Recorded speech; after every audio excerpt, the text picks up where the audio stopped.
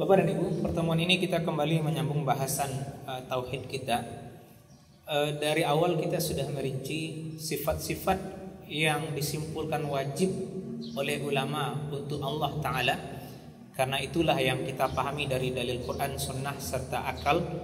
Kemudian dilawannya ada sifat-sifat yang mustahil atau berlawanan, sehingga tidak mungkin sifat itu ada pada zat ketuhanan. Maka secara ringkas, ketika kita mengatakan Allah wujud, Allah ada, mustahil Allah tidak ada. Ketika kita mengatakan Allah qidam, Allah terdahulu, maka mustahil Allah itu hawadis atau baharu, ada sesudah tidak ada. Ketika kita mengatakan Allah berbeda dengan makhluk, mukhalafatuhu lil hawadis, maka mustahil Allah sama dengan makhluk. Ketika kita mengatakan qiyamuhu binafsihi, Allah berdiri sendiri, maka mustahil dia membutuhkan sokongan atau membutuhkan keberadaannya dari unsur-unsur dan bagian-bagian. Begitu seterusnya dari sifat 13 yang wajib bagi Allah Ta'ala. Maka pertemuan ini kita masuk kepada hal-hal yang statusnya jaiz atau boleh bagi Allah Ta'ala. Di antara hal yang boleh itu adalah terkait dengan ciptaan. Itu bagi Allah statusnya tidak wajib juga tidak mustahil, tetapi adalah hal yang jaiz, hal yang boleh. Allah boleh saja menciptakan apa yang Ia kehendaki dan boleh saja juga tidak menciptakan. Allah maha bebas di situ, tidak ada yang mengikatnya. Dan Allah sanggup untuk membuat apapun yang Ia kehendaki. Karena ayat Quran menegaskan itu kepada kita. A'udzubillahi minasyaitonirrajim. Wallahu ala kulli syai'in qadir. Lafaz ini cukup banyak yang mirip di Al-Quran. Ada juga dengan lafaz innallaha ala kulli syai'in qadir. Bahkan juga kita dapati bahasa Allah membuatkan pengandaian. Awalaysal ladzi khalaqas samawati wal arda biqadirin ala ay yakhluqa mislahum. Bukankah Allah yang sudah menyelesaikan mencipta seluruh langit dan bumi, pasti sanggup juga untuk menciptakan yang semisal dengan manusia. Maka mudah bagi Allah untuk menciptakan sesuatu dari tidak ada menjadi ada. Sebagaimana juga mudah bagi Allah menjadikan sirna sesuatu yang dahulunya pernah ada. Ini hal yang jaiz bagi Allah Ta'ala. Termasuk juga hal-hal yang dikategorikan dalam pemahaman akal kita masuk ke wilayah luar biasa, atau di dalam bahasa Arab al-khariqah lil-adat. Hal-hal yang di luar dari hal normal kebiasaan. Termasuk di bagian ini yang disebut dengan mukjizat, yaitu peristiwa-peristiwa yang diberikan luar biasa oleh Allah kepada para nabi dan rasul sebagai jalan pembenaran bahwasanya memang mereka adalah utusan Allah Ta'ala. Maka kita mendengar di situ riwayat juga dari Quran bahwasanya Ibrahim alaihissalam dibakar oleh api. Allah mencabut hukum normal api membakar, justru dia menjadi dingin. Allah berfirman kepada api, ya naru kuni bardan wa salaman ala Ibrahim.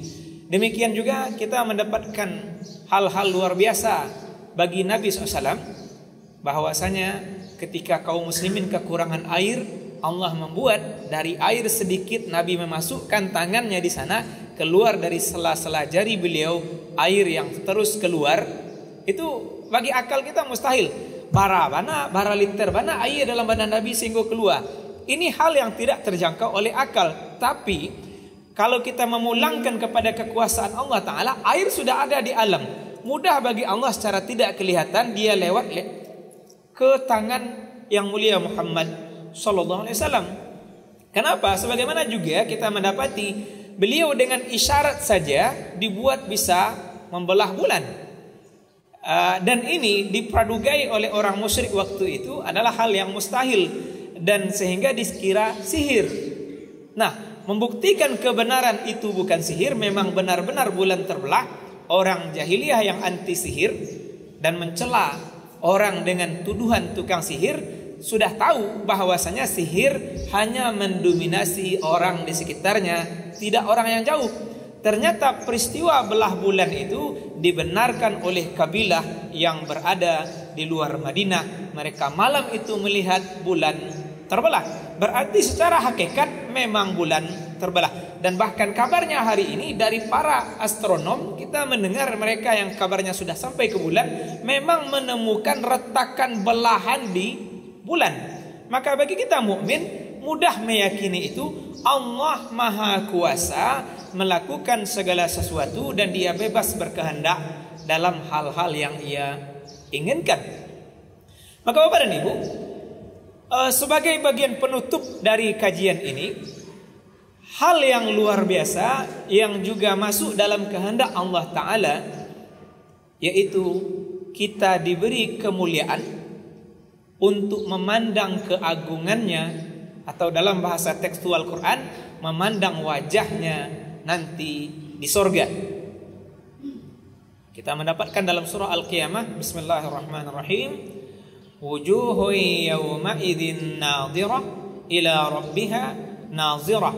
Wajah-wajah makhluk, terkhusus jin dan manusia tentu saja, karena dua jenis ini yang akan masuk surga atau neraka, mereka menjadi gagah cantik berseri. Kenapa? Karena wajah-wajah ini memandang keagungan wajah Tuhan mereka. Nah, di sini Syekh Husain bin Muhammad Al-Jasra Tarabilisi rahimahullah menegaskan ayat ini tidak berlawanan dengan ayat lain di Al-Quran yang kita dapati, la tudrikuhul absar wa huwa yudrikul absar. Allah itu tidak didapati atau tidak dijangkau oleh basar, oleh penglihatan mata. Sebaliknya Dia menjangkau seluruh basar, seluruh penglihatan. Maka beliau menegaskan, memandang wajah Allah kalau dipakai dengan hukum duniawi, kita tidak bisa melihat sesuatu kecuali harus lengkap sarananya. Ada cahaya, kemudian sesuatu itu terliputi oleh pandangan mata kita. Misal ini Bapak dan Ibu memandang saya, maka saya terliputi oleh pandangan Bapak dan Ibu. Misalnya kita ke depan ini, yang di depan ini terliputi oleh pandangan mata kita. Hal itu tidak untuk Allah Ta'ala. Kenapa? Di lafaz salat kita mengatakan Allahu Akbar, Allah yang paling besar, maka bermakna Allah bisa dipandang, bisa kita lihat tanpa terliputi. Mendekatkan pemahaman ini, saya mencoba, walaupun beliau tidak memakai bahasa itu dalam kitab ini, kita memandang langit. Langit lebih besar dibanding kita. Dan kita memandang langit sebenarnya secara ilmu astronomi hanyalah yang terjangkau oleh pandangan mata kita. Maka kita katakan itu langit biru. Padahal dia lebih luas dari ihatah, dari liputan pandangan mata kita. Maka kalau ciptaan Allah, langit lapis pertama saja kita tidak bisa meliputi pandangan, bagaimana dengan yang Maha Mencipta, yang gambarannya di hadis seluruh lapisan langit ini, atau memakai bahasa ilmu astronomi, seluruh galaksi-galaksi ini hanyalah seperti sebutir kerikil di padang pasir yang luas. Begitu kecilnya kita. Maka Bapak dan Ibu, ini menjadi jalan pendekatan pemahaman bagi kita. Saya na'udzubillah memakai bahasa tamsil sebenarnya, tetapi kita menegaskan makna bahwasanya langit bisa kita pandang tanpa ihatah, maka sudah pasti Allah yang Maha Mencipta juga bisa kita pandang sebagaimana yang Allah kabarkan sendiri di dalam Al-Quran, tanpa ihatah, tanpa meliputinya. Adapun makna ayat yang kedua yang tadi kita baca, Allah tidak diidrak, tidak didapatkan atau tidak dijangkau oleh pandangan, maknanya kata beliau adalah bahwasanya yang dinafikan, ditidakkan di sini adalah ihatah tadi. Jadi kita memandang Allah tanpa ihatah, menggabungkan pemahaman dua ayat ini. Maka mari kita jadikan ini karunia yang agung, kehendak Allah yang luar biasa, bahwasanya karunia yang luar biasa yang akan diterima oleh ahli surga adalah memandang keagungan Allah Rabbul Izzah. Ini sangat banyak isyaratnya di Al-Quran, di antaranya ayat lilladzina ahsanul husna wa ziyadah. Untuk orang-orang yang sudah berbuat kebaikan, mereka dapat husna, hal terbaik, yaitu masuk surga, dan juga dapat bonus, dapat tambahan. Di tafsir, makna tambahan itu adalah memandang keagungan wajah Allah Rabbul Izzah. Maka mukmin mengatakan memang benar kita akan memandang Allah di taman-taman surga. Tugas kita hanya satu, bagaimana berusaha kita diliputi oleh Allah dengan rahmat kasih sayangnya, kita masuk kelompok yang layak dapat rahmat kasih sayangnya, sehingga dimasukkan ke dalam taman-taman surga. Barulah sesudah itu menikmati, memandang keagungan wajah yang maha mencipta. Semoga sedikit bahasan ini mengokohkan. Kita akhiri, mohon maaf kalau ada bahasa yang kurang tepat. Subhanakallahumma wa bihamdika nasyhadu an la ilaha illa anta nastaghfiruka wa natubu ilaik. Amin ya rabbal alamin. Assalamualaikum warahmatullahi wabarakatuh.